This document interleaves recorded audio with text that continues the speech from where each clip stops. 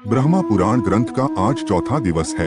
लोमहर्षण मुनि के प्रश्नों का उत्तर देते हुए कहते हैं, शत्रुपा ने वैराज पुरुष के अंश से वीर, प्रियव्रत और उत्तानपाद नामक पुत्र उत्पन्न किए। वीर से काम्या नामक श्रेष्ठ कन्या उत्पन्न हुई जो कर्दम प्रजापति की धर्म पत्नी हुई।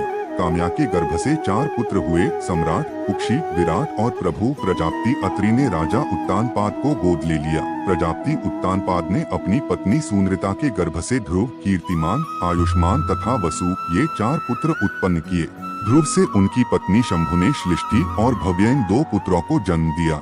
श्लिष्टि के उसकी पत्नी सुछाया के गर्भ से रिपु, वृपुनय, वीर, वृकल और वृक्तेजाए 5 पुत्र उत्पन्न हुए। रिपु से बृहति ने चक्षुष नाम के तेजस्वी पुत्र को जन्म दिया। चक्षुष के उनकी पत्नी पुष्करिणी से, जो महात्मा प्रजापति वीरण की कन्या थी, चाक्षुष मनु उत्पन्न हुए। चाक्षुष मनु से वैराज प्रजापति की कन्या नडवला के गर्भ से 10 महाबली पुत्र हुए, जिनके नाम इस प्रकार हैं, कुत्स, पुरु, शतधुम, तपस्वी, सत्यवाक, कवि, आग्निशदुतु, अतिरात्र, सुद्युम तथा अभिमन्यु। पुरु से आग्नेय ने अंग, सुमना, स्वाति, क्रतु, अंगिरा तथा मये 6 पुत्र उत्पन्न किए। अंग से सुनीता ने वेन नामक एक पुत्र पैदा किया। वेन के अत्याचार से ऋषियों को बड़ा क्रोध हुआ। प्रजाजनों की रक्षा के लिए उन्होंने उसके दाहिने हाथ का मंथन किया। उससे महाराज पृथु प्रकट हुए।